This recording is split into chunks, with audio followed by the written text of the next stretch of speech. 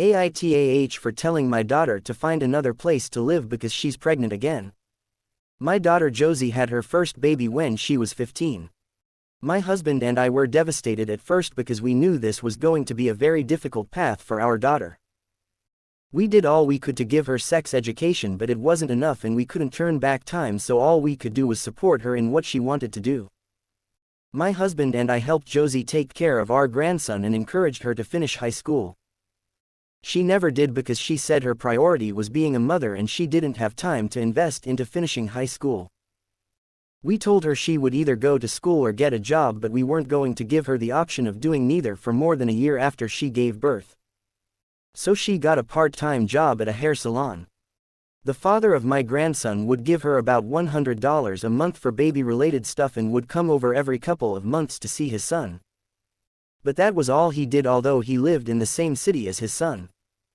A few days ago, Josie broke the news to us that she's pregnant again.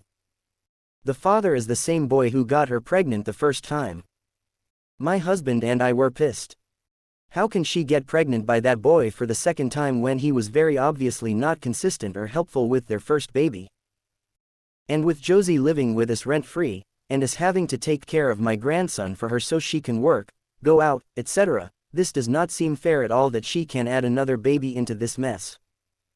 After a few days of thinking about it and discussing it with my husband, we decided to tell Josie to move in with the father of her children and raise the children together. She said they're not in a relationship so they can't live together, and they wouldn't be able to afford it anyway.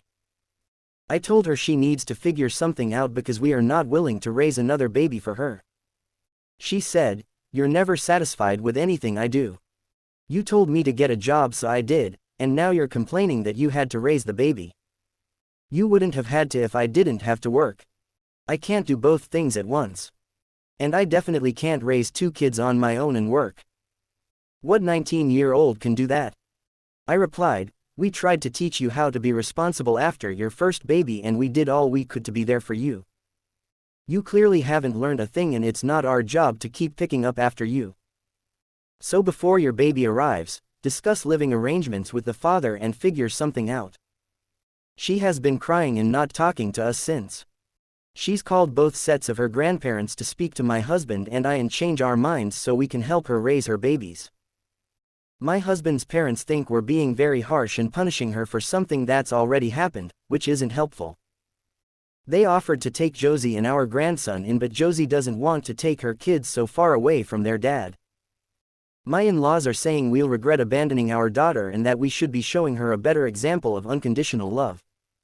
I just don't know what more we could do without sacrificing our own lives. AITAH.